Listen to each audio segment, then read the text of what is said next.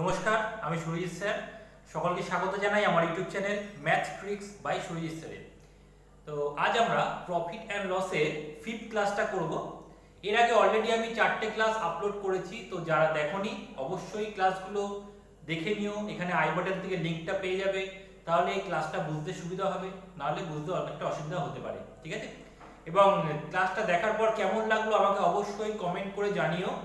আর ভালো লাগলে অবশ্যই লাইক করো এবং বন্ধুদের সাথে শেয়ার করো। এবং যারা নতুন আছো তাদের যদি ক্লাসটা ভালো লাগে চ্যানেলটিকে অবশ্যই সাবস্ক্রাইব করে নিও এবং বেল আইকনে ক্লিক করে অল নোটিফিকেশন অন করে দিও, যাতে পরবর্তীকালে যে ভিডিওগুলো আমি আপলোড করব তোমাদের কাছে নোটিফিকেশন পৌঁছে যায়। ঠিক আছে? তাহলে শুরু করছি আমরা প্রফিট অ্যান্ড লসের ফিফথ ক্লাস।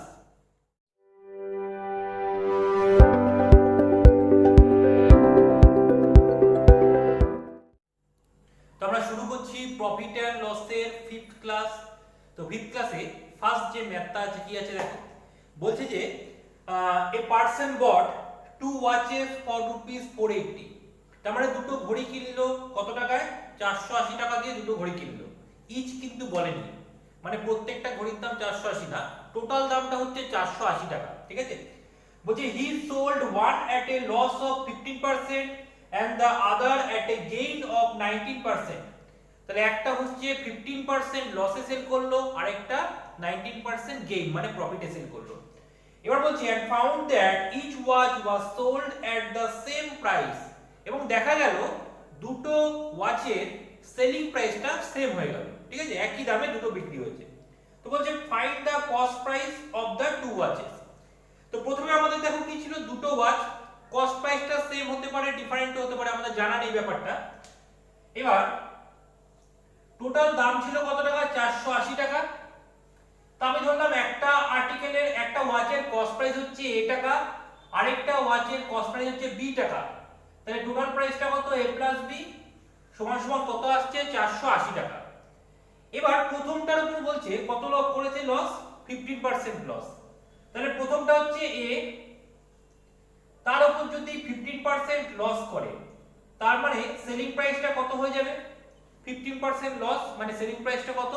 100 থেকে 15 বাদ দিলাম 85%। তাহলে এ যে অ্যামাউন্ট ছিল তার 85% করলে প্রথম ওয়াচটার আমরা সেলিং প্রাইস পাবো। নেক্সট বলছে সেকেন্ড ওয়াচটা 19% প্রফিটে সেল করলো।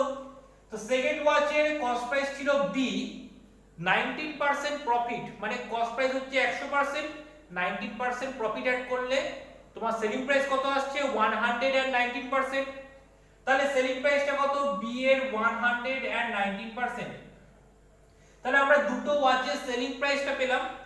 এবার বলছে দুটো ওয়াচের সেলিং প্রাইস বলেছে কি সেম মানে ইকুয়াল। তো আমরা এখান থেকে এই দুটোকে কি করব? ইকুয়াল করে দেব। তো এখান থেকে আমরা a আর b এর একটা রেশিও পেয়ে যাব। তাহলে a by b equal to 119% divided by 85%, cross হয়ে যাচ্ছে। b টা এদিকে গুণ ছিল, এদিকে আসলে কি ডিভাইড হয়ে যাবে, আর 85% এদিকে ইনটু ছিল, সমান সমান ওপাশে গেলে কি হবে? ডিভাইড হয়ে যাবে। তো ক্যালকুলেট করলে কত আসছে? 17 দিয়ে গেলে 5, এটা হচ্ছে 7। তাহলে a বাই b মানে 7/5, তাহলে a:b মানে 7:5। তাহলে a টা হচ্ছে 7 পার্ট, b টা হচ্ছে 5 পার্ট। টোটাল কত? টোটাল হচ্ছে 7 আর 5 12, তাই তো? তাহলে টোটাল হচ্ছে 12 পার্ট। তাহলে দুটো আর্টিকেলের টোটাল কস্ট প্রাইস কত ছিল? 480 টাকা। তাহলে 12 পার্ট হচ্ছে 480 টাকা। 1 পার্ট কত আসবে? 1 পার্ট হচ্ছে 40 টাকা। এবার আমাদের চেয়েছে কি কস্ট প্রাইস গুলো কত। তাহলে এ আর্টিকেলটার এ ওয়াচের কস্ট প্রাইস কত ছিল? 7 পার্ট। তো 7 পার্ট মানে কত হচ্ছে? 7 * 40। তাহলে এ আর্টিকেল মানে প্রথম যে ওয়াচ ছিল তার কস্ট প্রাইস কত? 280 টাকা।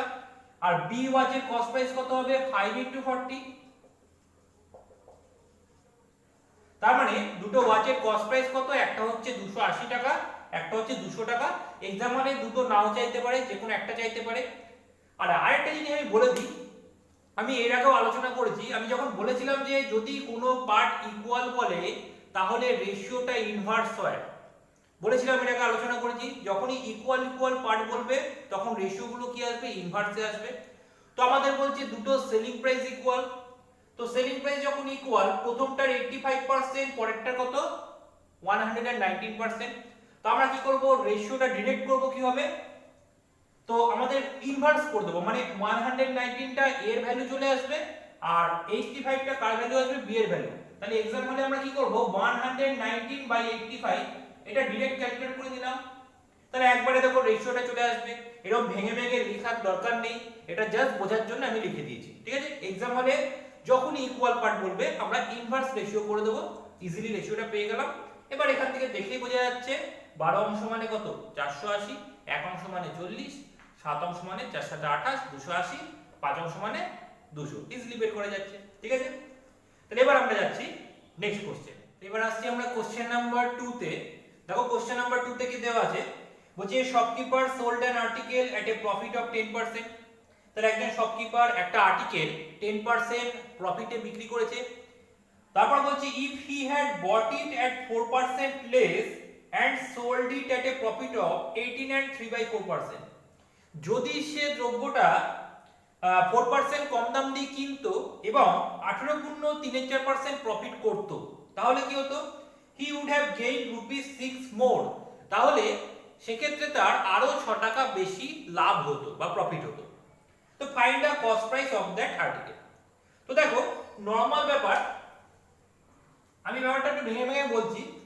নরমালে আমাদের প্রথমে সিপিটাকে আমরা 100% ধরে নিই, সিপিটাকে ধরলাম 100। এবার বলছে নরমালি বিক্রি করেছিল কত 10% প্রফিটে, তাহলে আমাদের সেলিং প্রাইসটা কত হয়ে যাবে 110%। এবার একটা কন্ডিশন দিয়েছে, এটা কিন্তু অরিজিনালি কস্ট প্রাইস যদি 100 টাকা হয় তাহলে সেলিং প্রাইস কত 110 টাকা, মানে পার্সেন্টেজে আছে। কিন্তু কন্ডিশন অনুযায়ী বলছে যে যদি 4% কম দাম দিয়ে কিনতো, তার মানে কস্ট প্রাইসটা কত হয়ে যেত 4% কমে যেত। তাহলে 100 থেকে কত হয়ে গেল 4% কমে যে 96। এবং বলছে যদি 18 and 3/4% প্রফিট হতো, তাহলে যদি কস্ট প্রাইসটা 96 হতো, এবার যে প্রফিটটা হবে সেটা এই কস্ট প্রাইসের উপর বেস করে হবে, আগের কস্ট প্রাইসের উপর বেস করে হবে না, কারণ কন্ডিশন অনুযায়ী যে কস্ট প্রাইস তার উপর বেস করে কন্ডিশনের যে প্রফিট সেটা অ্যাড করতে হবে, অ্যাড করে কন্ডিশন অনুযায়ী যে সেলিং প্রাইস সেটা আসবে আমাদের। তাহলে কন্ডিশন অনুযায়ী সেলিং প্রাইসটা কত, আচ্ছা এগুলো কিন্তু সব পার্সেন্টেজে করছি, এখানে কিন্তু কোনো রুপিসের ব্যাপার নেই, রুপিসের ব্যাপারটা পরে কম্পেয়ার করব। তো আমাদের দেখো সেলিং প্রাইস বলেছে 6 টাকা বেশি আসবে আগের তুলনায়। তো আমরা আগের তুলনায় মানে আগের যে সেলিং প্রাইস ছিল সেটা হচ্ছে 110%, 6 টাকা বেশি মানে এর সাথে যদি আমরা 6 টাকা অ্যাড করি তাহলে কি হবে ব্যাপারটা, হবে না, কারণ দুটোর ইউনিট ডিফারেন্ট, এটা হচ্ছে পার্সেন্টেজে আছে আর ওটা কি আছে রুপিসে আছে। তাহলে দুটো ইউনিট ডিফারেন্ট বলে আমরা কিন্তু ডিরেক্ট ক্যালকুলেশন করতে পারছি না। তো আমরা কি করব, আমরা এই সেলিং প্রাইসটাকে পার্সেন্টেজে নিয়ে আসব। কিভাবে নিয়ে আসব, প্রফিট বলছে 18 and 3/4%, ঠিক আছে। তো ক্যালকুলেট করে দিচ্ছি 4 72 3। আচ্ছা তাহলে প্রফিট আমাদের কত আসছে 3/16 পার্ট, মানে 16 ভাগের মধ্যে 3 ভাগ প্রফিট। তাহলে কস্ট প্রাইস যদি 16 টাকা হয়, প্রফিট হবে 3 টাকা, সেলিং প্রাইসটা কত হয়ে যাবে 19 টাকা। তাহলে কস্ট প্রাইস 16 টাকা হলে সেলিং প্রাইসটা 19 টাকা, মানে সেলিং প্রাইসটা বাড়বে। কোন রেশিওতে বাড়বে 19/16, এই রেশিওতে সেলিং প্রাইসটা বাড়বে। তো কস্ট প্রাইস ছিল কত পার্সেন্টেজে 96, তাহলে আমরা কি করলাম 96 ইনটু 19/16 করলাম। ব্যাপারটা একটু ভেঙে বলি, 16 অংশ মানে কস্ট প্রাইস, তো 16 অংশ যদি আমাদের 96 হয়, এক অংশ কত হচ্ছে 96/16, আর 19 অংশ কত হচ্ছে 96/16 ইনটু 19, এটা হচ্ছে, তাই তো। তো আমি এত ভেঙে ব্যাপারটা বলিনি, 16 থেকে 3 বাড়লো মানে 19 হবে, তাহলে কস্ট প্রাইস 16 হলে সেলিং প্রাইস 19, এই রেশিওতে ইনক্রিজ করছে। তো আমি ডাইরেক্ট কি করলাম কস্ট প্রাইসের সাথে 19/16 মাল্টিপ্লাই করে দিচ্ছি। তাহলে 16 দিয়ে কাটলে কত আসছে 6, ক্যালকুলেট করো।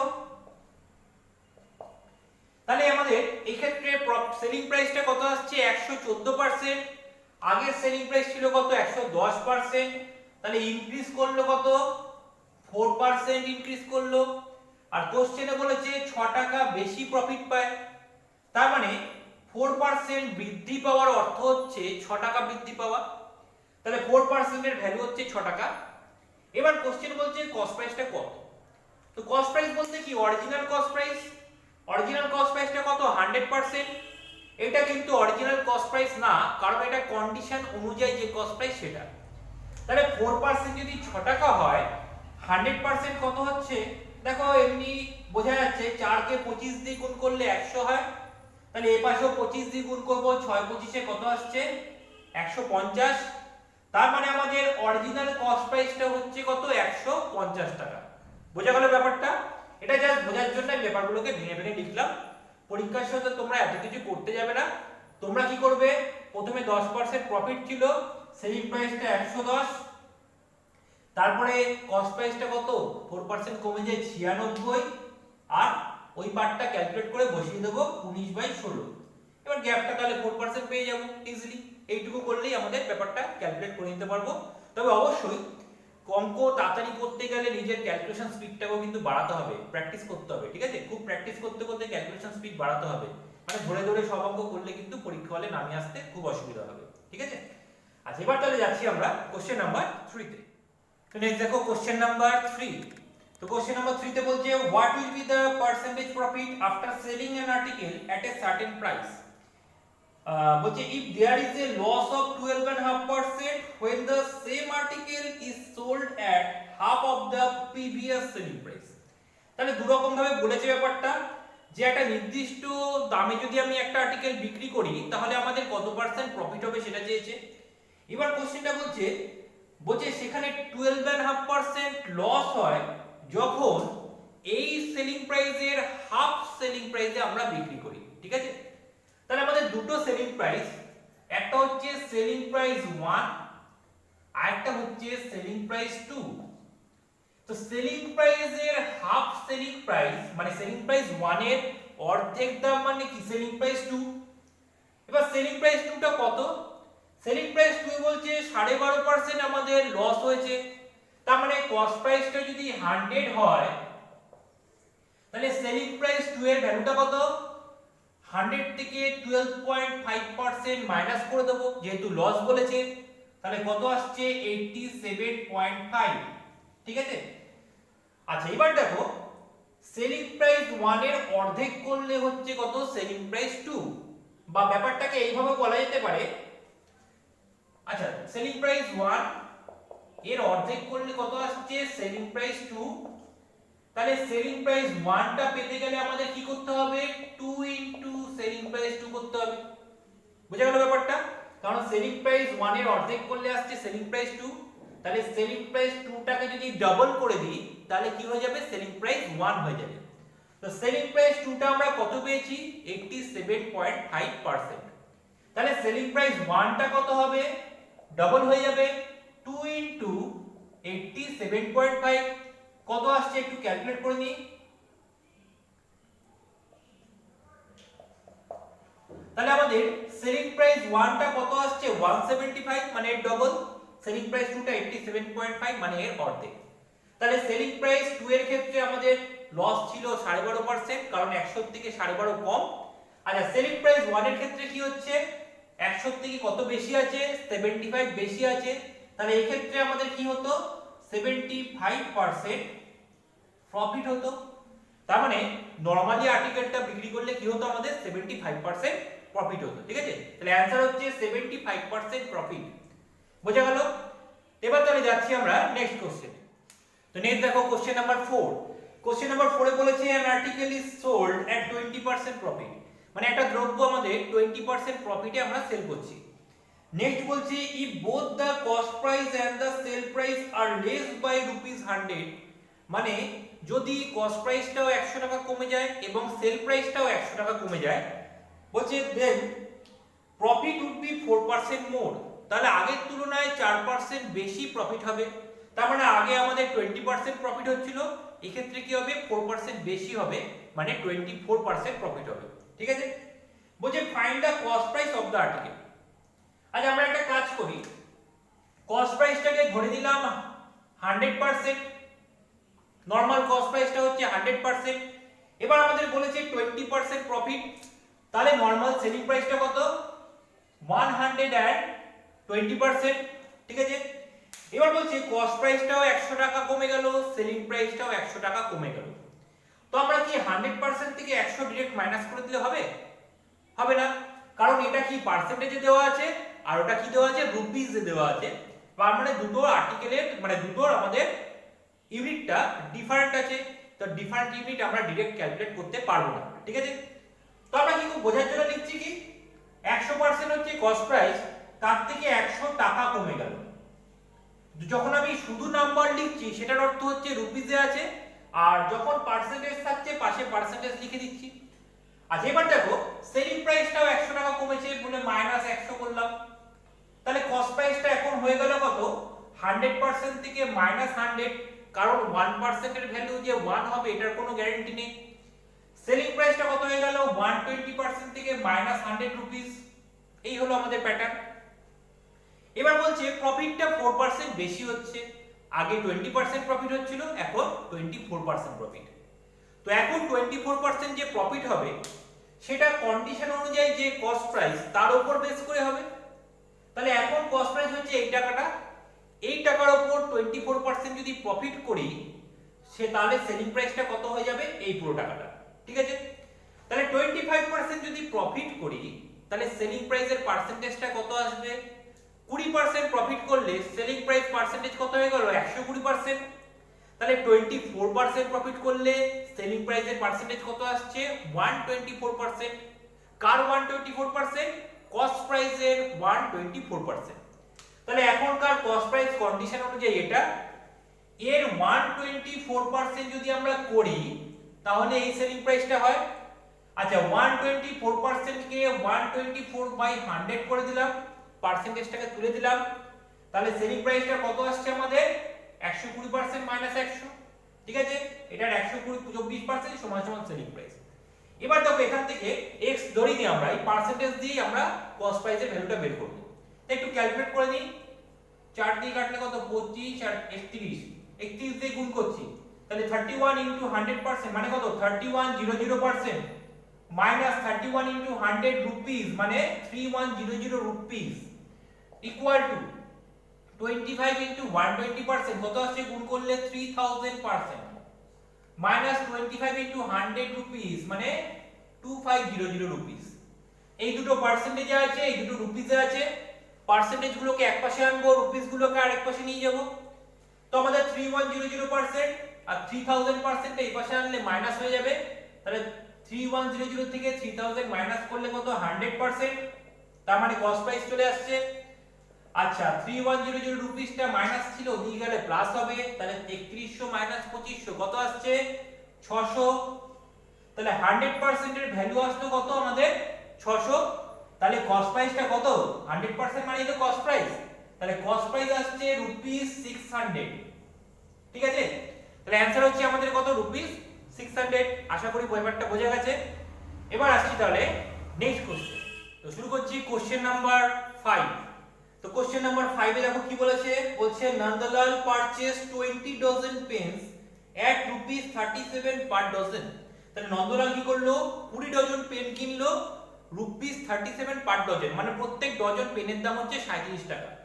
বলছে he sold 8 dozen at 10% profit and the remaining at 20% profit. সে 8 ডজন 10% প্রফিটে বিক্রি করছে আর বাকিটা 20% প্রফিট। তাহলে 8 ডজনের মধ্যে আর বাকিটা কি থাকছে 20 ডজন থেকে 8 ডজন চলে গেল, মানে 12 ডজনের উপর 20% প্রফিট। বলছে what is his profit percentage on the whole transaction, মানে পুরোটার উপর তার প্রফিট পার্সেন্টেজটা কত। এবার একটা জিনিস খেয়াল করো, তোমরা অলরেডি অনেকে কি করেছো 37 দিয়ে গুণ করতে শুরু করে দিয়েছো। 37 দিয়ে গুণটা করার দরকার নেই, ওতে অঙ্কটা ক্যালকুলেটই হয়ে যাবে। কেন গুণ করব না, আমাদের 1 ডজনের দাম হচ্ছে 37 টাকা, 1 ডজন দাম কত পেনের 37 টাকা। আচ্ছা পেন আমাদের ছিল কত 20 ডজন, এই 20 ডজনকে দুটো ভাগে ভাগ করছি। একটা ভাগ হচ্ছে আমাদের কত ডজন ছিল, প্রথমে বলেছে 8 ডজন, তাহলে রিমেইনিং পার্টটা কত 12 ডজন। তো আমরা যদি নরমালি ক্যালকুলেট করি 1 ডজনের দাম 37 টাকা, 20 ডজনের দাম বের করতে হবে 8 ডজনের দাম বের করতে হবে, 12 ডজনের দাম বের করতে হবে, তাই তো? মানে তিনটে আমাদের গুণ করতে হবে।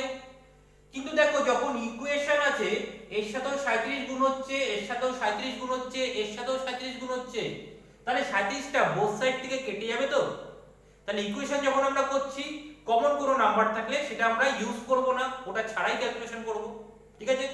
তাহলে ব্যাপারটা কি দাঁড়াচ্ছে, আমরা কি করলাম 37টাকে ইউজ না করেই অঙ্কটা করব।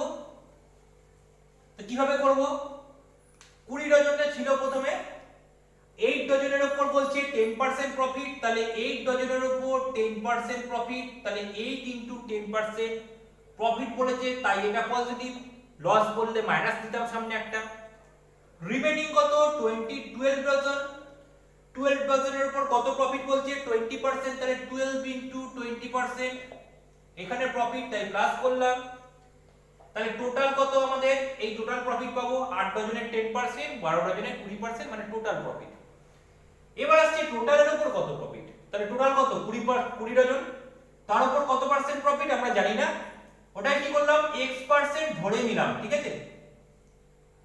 বোঝা গেল ব্যাপারটা?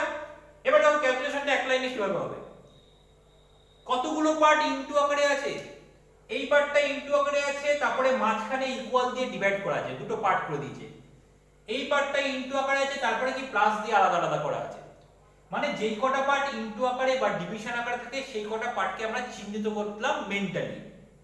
এবার এই তিনটে পার্ট পেয়েছি, এদের মধ্যে যেই কমন নাম্বার কিছু পাবো কেটে দেবো, সবার মধ্যে কমন পেতে হবে।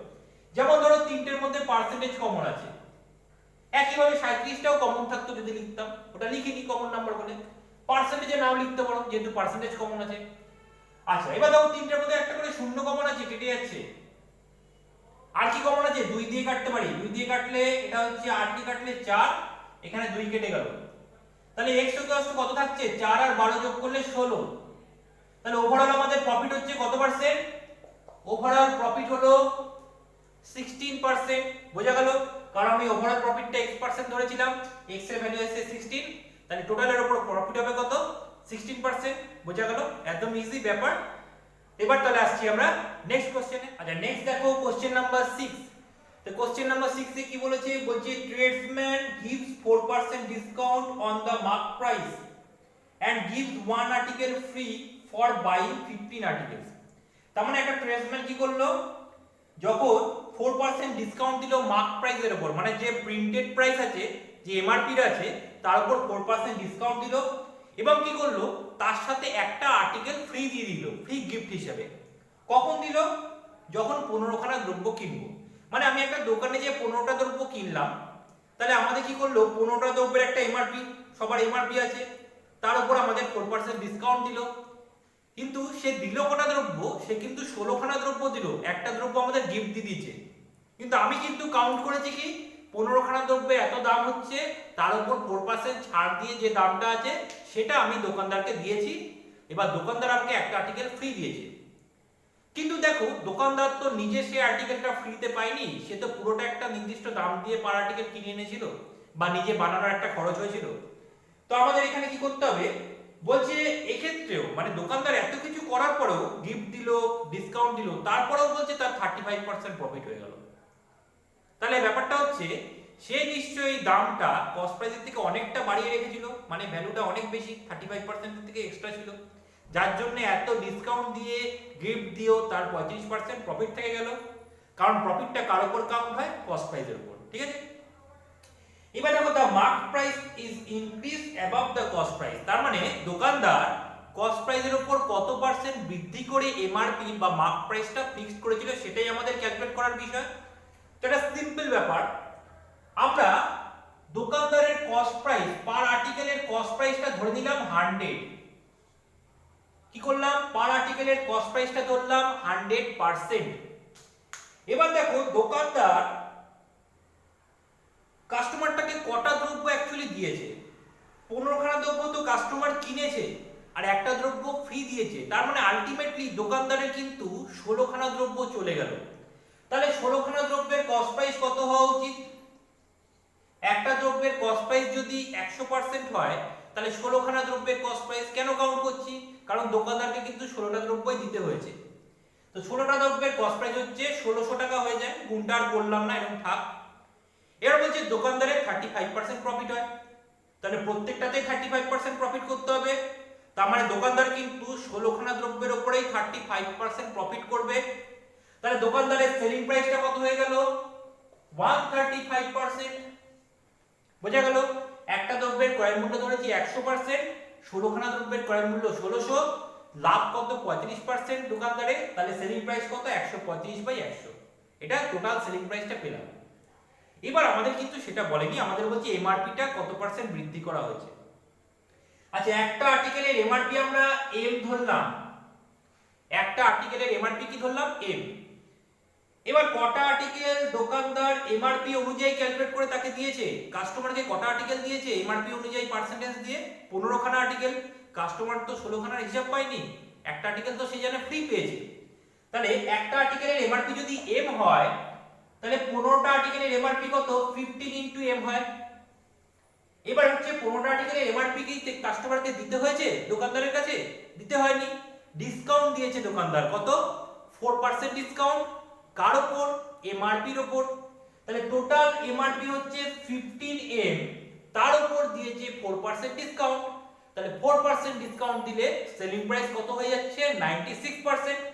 তাহলে এমআরপি 96% মানে 96/100, এটা আসছে আমাদের কি? দোকানদারের সেলিং প্রাইস, বা কাস্টমার যে দাম দিয়ে কিনলো কাস্টমারের কস্ট প্রাইস। তাহলে এটাও দোকানদারের সেলিং প্রাইস ছিল, এটাও দোকানদারের সেলিং প্রাইস। তাহলে দুটো সেম জিনিস, তা আমরা কি করলাম? দুটোকে জাস্ট ইকুয়াল করে দিলাম। এবার এটাকে আমরা জাস্ট ক্যালকুলেট করে নেব। আচ্ছা, 16 দিয়ে গেলে 6 ষোলো 96, 9 15 135। আচ্ছা, এখান থেকে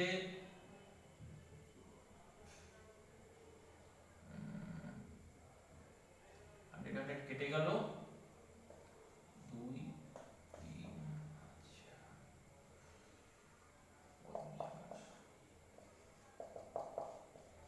আচ্ছা, তাহলে দেখো m সমান সমান আমাদের কত আসলো?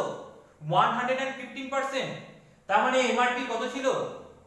150%। আচ্ছা, কস্ট প্রাইস কত ছিল আমাদের? কস্ট প্রাইসটা হচ্ছে 100%, মার্ক প্রাইসটা কত? 150%। তাহলে কতটা বৃদ্ধি করে সে মার্ক প্রাইস ফিক্স করেছিল? 50% বৃদ্ধি করে মার্ক প্রাইস ফিক্স করেছিল। তাহলে আমাদের অ্যানসার হচ্ছে কত? 50%। বোঝা গেল ব্যাপারটা?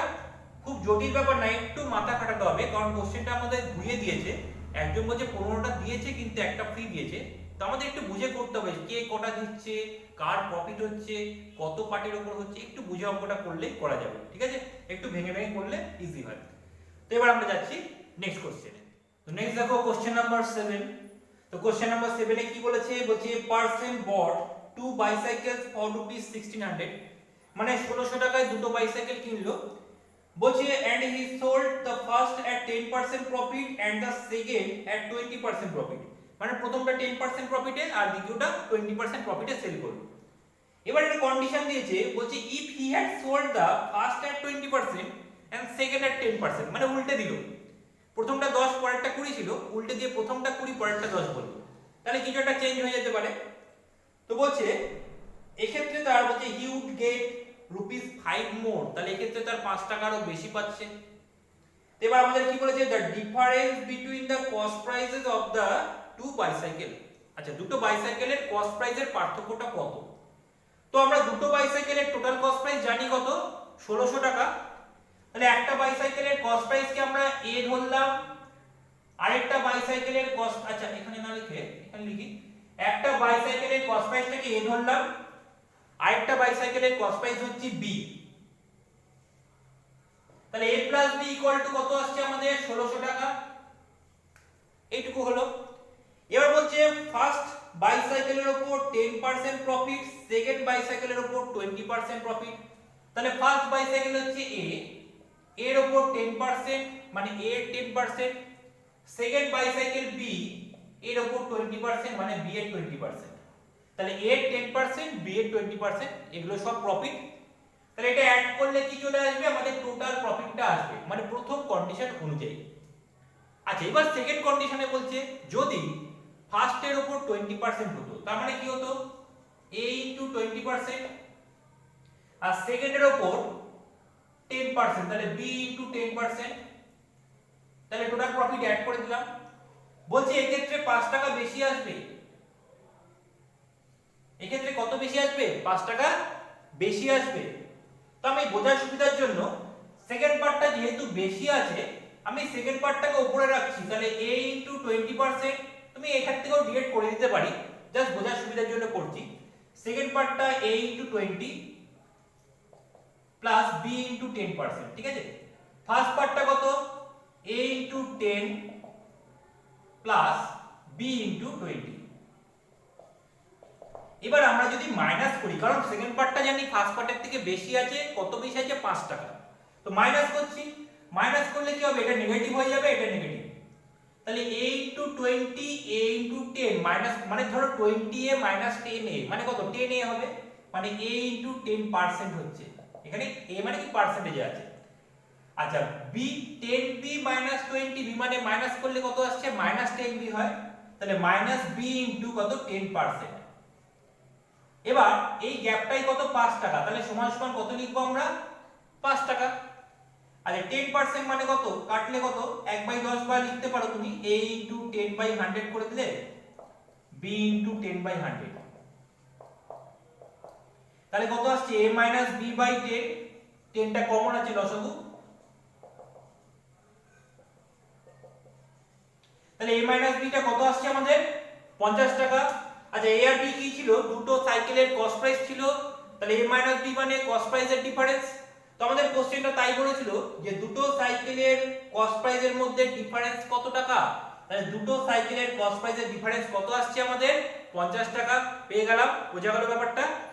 আচ্ছা এবার তাহলে যাব আমরা কি নেক্সট কোশ্চেন। নেক্সট দেখো কোশ্চেন নাম্বার 8। তো কোশ্চেন নাম্বার 8 এ আমাদের কি বলেছে? বলছে cost of a packet of coffee and a litre of milk are ₹20 and ₹30। তাহলে এক প্যাকেট কফির দাম কত? এক প্যাকেট কফির দাম হচ্ছে 30 টাকা, এই 20 টাকা, আর 1 লিটার মিল্কের দাম কত? 30 টাকা, ঠিক আছে? এবার বলছে 10 cups of coffee is made with 1 packet of coffee powder.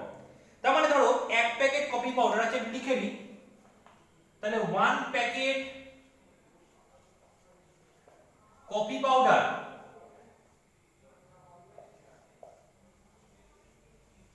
এক প্যাকেট কফি পাউডারের দাম হচ্ছে 20 টাকা। আচ্ছা 1 লিটার মিল্ক,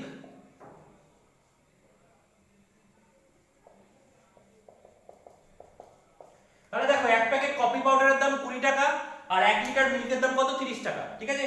এবার বলছে 10 cups of coffee is made with 1 packet coffee powder, তাহলে এক প্যাকেট কফি পাউডার দিয়ে 10 কাপ কফি তৈরি করা যাবে।